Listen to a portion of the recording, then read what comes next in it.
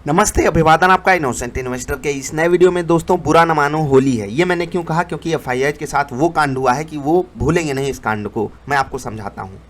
उनकी तरफ से आज बाइंग की गई है 25,000 करोड़ की। फिर से देखिएगा ये नंबर कितना है, इकाई, दहाई, सैकड़ा, हज़ार, 10,000, यानी कि 25,000 करोड़ की उन्होंने करी है बाइंग। सेलिंग का फिगर है 22 करोड़ के आसपास। नेट उनकी तरफ से 2,800 करोड़ की बाइंग की गई है। फिर से बोल रहा हूँ, बाइंग की गई है, खरीदा है उन्होंने। आज डीआईआई ने करी है प्रॉफिट बुकिंग।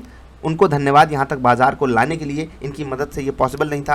रिटेल ट्रेडर और इन्वेस्टर ने भी काफ़ी पार्टिसिपेशन दिखाया। एचएनआईज ने हमारी काफ़ी मदद की है बाजार को यहाँ तक लाने के लिए। और जो एफआईआईज हमको अंडर एस्टिमेट कर रहे थे, आज वो घायल हैं। आज वो ये सुनने के अधिकारी हैं कि बुरा न मानो होली है। होली पे उनके साथ हम लोगों ने अच्छे से कांड खेला है।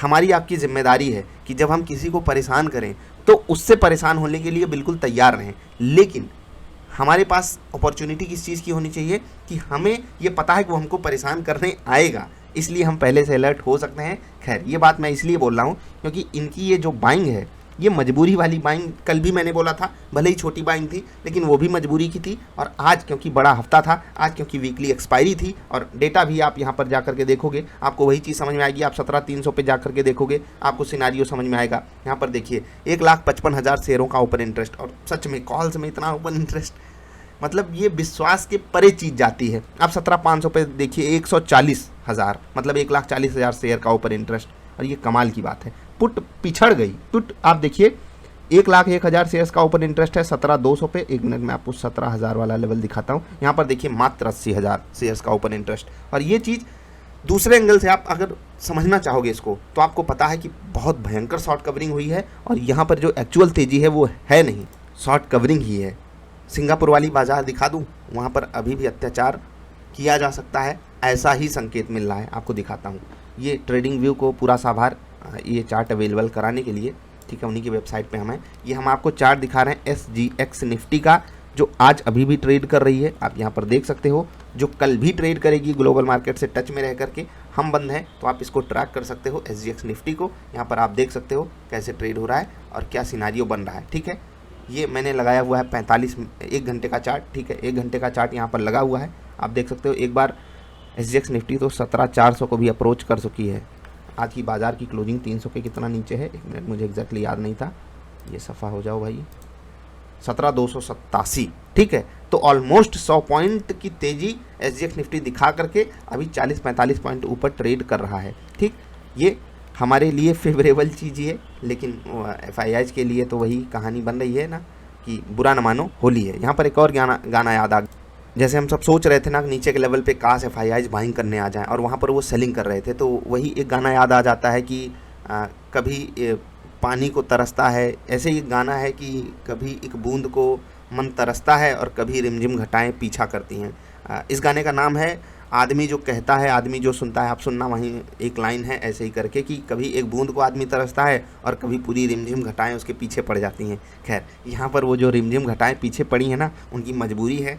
वो कोई इंटेंशनली यहाँ पर आकर के बाइंग नहीं कर रही हैं। और इसको आप ऐसे समझ सकते हो कि मतलब शॉर्ट कवरिंग क्या होती है वो मैंने आपको कई बार समझाया है, डेटा से भी आपको बता दिया। लेकिन जिनको स्मार्ट लेवल पे ही समझ जाना है, मतलब अपने हिसाब से ही, तो आप सोचिए कोई बंदा यहाँ पर आकर के सेल करे और उसको सब बड़े प्लेयर बोलते हैं, स्मार्ट प्लेयर बोलते हैं, वहाँ पर बहुत पढ़े लिखे लोग हों, और यहाँ पर आकर के बाई करे, तो उसको क्या कहते हैं? उसको कहेंगे क्या? पगला, पागल, बावले हो गए हो, पगला गए हो का। ठीक है, यही सब बोलेंगे ना। और यहाँ पर होता है स्टॉक मार्केट में, इसको मजबूरी वाली बाइंग कहते हैं। आप उसको समझ चुके हो। ठीक है, ऑप्शन चेन मैंने आपको समझा दिया। एक चार्ट हम जरूर डिस्कस करेंगे जाते जाते, लेकिन उससे पहले मैं बात करूंगा डीआईआई की। आज उन्होंने प्रॉफिट बुकिंग क्यों की? ठीक, एक्सपायरी थी, एक्सपायरी एडजस्टमेंट होता है, तो आपको पता है आज थर्सडे था। ठीक है, आगे छुट्टी भी है, तो 3 दिन की वोलाटिलिटी से बचने के लिए एफआईआई ने डीआईआई ने अपनी पोजीशन को हल्की किया। और यहाँ पर ये जो बाइंग की है ना, इनकी मजबूरी थी, वो तो मैंने आपको समझा दिया। लेकिन वो नेट अपनी पोजीशन हल्की करके ही गए होंगे। ये डेटा आपको जब सोमवार को ट्रेडिंग होगी वहाँ पर दिखाई देने लगेगा, और वहाँ पर हम आपको समझाएंगे भी कैसे सिचुएशन बन रही है। एफआईआई डीआईआई का डेटा मैंने डिस्कस कर लिया, तो डीआईआई को हम यहाँ पर बिल्कुल माफ़ कर रहे हैं। और ये डेटा को आप नेगेटिव मत मानिएगा, ये डेटा पॉजिटिव है। एक और छोटी सी न्यूज़ है, लेकिन डिस्कस करना ज़रूरी है, क्योंकि बैंक ऑफ इंग्लैंड ने इंटरेस्ट रेट बढ़ा करके 0.75% कर दिया है। याद रखिएगा, वहाँ पर अभी तक इंटरेस्ट रेट 0.50% था। सोचिए, हमारे यहाँ 2.5 है, ये सेविंग अकाउंट पे है, एफडी का शायद 5 साढ़े 5 है, कितना है आप लोग बताइएगा, आप लोगों को ज़्यादा पता होगा।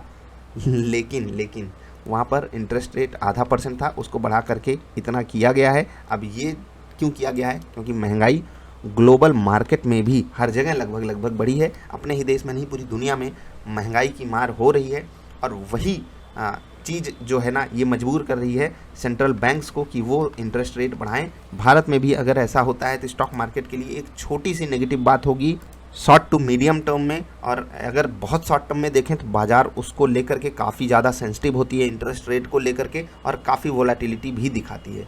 तो आई होप आप समझ गए होंगे मैं क्या कहना चाहता हूँ। एक चार्ट डिस्कस कर लेते हैं, फिर आपसे विदा लेंगे। चार्ट है HDFC लाइफ का, ठीक है। मैं यहाँ पर आपको क्या बताऊँ, 5 मिनट की कैंडल ट्रैक किया, 10 मिनट की, 15 मिनट की, 30 मिनट की, 1 आवर की, 3 आवर की, और अभी 1 डे पे हूँ। हर एक कैंडल में आपको ऑलमोस्ट रिवर्सल का सिग्नल मिल चुका है। अगर दोस्त बाज़ार फ्लैट भी रह गई, ठीक है, बाज़ार का हमारे पास साथ रह गया, और जिस हिसाब से यहाँ पर डेटा बना है, अगर वो ट्रैप डेटा नहीं, अगर वो जैसे होता क्या है ना, HDFC लाइफ में FIIs की पोजीशन काफ़ी ज़्यादा है, तो हो सकता है उनकी तरफ से मजबूरी वाली बाइंग यहाँ एग्जैक्टली हुई हो, और ये जो डेटा बना है ये फेक साबित हो जाए। लेकिन ये कैंडल अगर चल गई और मुझे यहाँ तक, मैं सिर्फ इतना इंतज़ार करूँगा, अभी भी अगर मुझे इसने बाइंग सिग्नल दे दिया तो मैं यहाँ पर पोजीशन ज़रूर बनाऊँगा। वैट हमारे फेवर में है, कैंडल्स हमारे फेवर में है, रिवर्सल हमारे फेवर में है, बाजार हमारे फेवर में रह जाए तो धूम धड़ाका हो सकता है। 3 से 5% आपको आने वाले हफ्ते में ये स्टॉक रिटर्न ला करके दे सकता है। छोटे टाइम फ्रेम का बढ़िया ट्रेड आपकी रडार पे होना चाहिए ये स्टॉक, और कितना कमाल का स्टॉक है वो मुझे बताने की ज़रूरत नहीं। और अगर गलती से हम ट्रैप हो गए इसमें, तो 500 का लेवल यहाँ पर लॉन्ग टर्म इन्वेस्टमेंट के लिए बुरा नहीं है। मतलब one of the best risk reward वाला ट्रेड आपके लिए अवेलेबल है HDFC लाइफ में, आपको इस पर नज़र जरूर रखनी चाहिए। होली पर आपको क्या करना चाहिए, प्रॉफिट तो सबको हुआ है दोस्त, और इसमें आप ना नहीं कर सकते। इससे पहले वाली वीडियो में मैंने आपसे कुछ रिक्वेस्ट की है, अगर आप सच में दिल से मानते हो, फॉलो करते हो, चीज़ों को समझते हो, तो प्लीज़ वाली वीडियो जा कर के ज़रूर देखना, और वहाँ पर जो आपसे रिक्वेस्ट की गई है उसको फुलफ़िल करोगे तो सच में मैं आपका आभारी रहूँगा। बाकी अब जाते जाते 1-2 कमेंट्स देख लेते हैं। एक्चुअली कमेंट्स क्या, ठीक है, अमित कोहली जी आप बोल रहे हो, अच्छी बात है। देखो यार, सिर्फ सोच नहीं, रियल लाइफ में उसको इम्प्लीमेंट भी करना होता है, तो आपको शुभकामनाएं अगर आप ऐसा करते हो। हम अपनी तरफ से पूरी कोशिश करते हैं, और जितना बन पड़ता है यार, मतलब वही होता है ना कि मतलब करना चाहिए, ये नहीं देखना चाहिए हम कितने बड़े हैं। जो हमसे छोटे हैं हमें उनकी मदद करनी चाहिए, दैट्स इट। आप जाकर के वीडियो देखना, आपको समझ में आएगा। हाँ, यहाँ पर ऑसम म्यूजिक जी पोर्शन है, ऑसम सवाल, ये कल मार्केट की ओपनिंग का टाइम क्या है? इनको लगा जैसे दिवाली पे होती है मुहूर्त ट्रेडिंग, वैसे ही होली पे भी होती होगी मुहूर्त ट्रेडिंग, लेकिन अफसोस कि होली पे मुहूर्त ट्रेडिंग नहीं होती है। तो होली पर हम सब भीगे होते हैं, तो वैसे भी मुहूर्त ट्रेडिंग कराएंगे तो सिस्टम वगैरह, हम लैपटॉप वगैरह, मोबाइल ख़राब कर देंगे। तो आप बढ़िया खेलिएगा होली, और जब कल होली खेल लेना तो सैटरडे संडे रहेगा वीकेंड, ठीक है। वीकेंड तो कल से ही चालू है, खैर सैटरडे संडे आपको ध्यान देना है कुछ चीज़ों पे, जो गलतियां आपने पिछले हफ्ते की, पिछले 10 दिनों में, 1 महीने में, 2 महीने में की, उनको सुधारने की कोशिश आप एजुकेशनल वीडियोस के माध्यम से कर सकते हो। मस्ट वॉच प्लेलिस्ट में आपके लिए वीडियोस अवेलेबल हैं, जाकर के देखना। बाकी राम भक्त जी आपको धन्यवाद, रितेश जी आपको भी हैप्पी होली।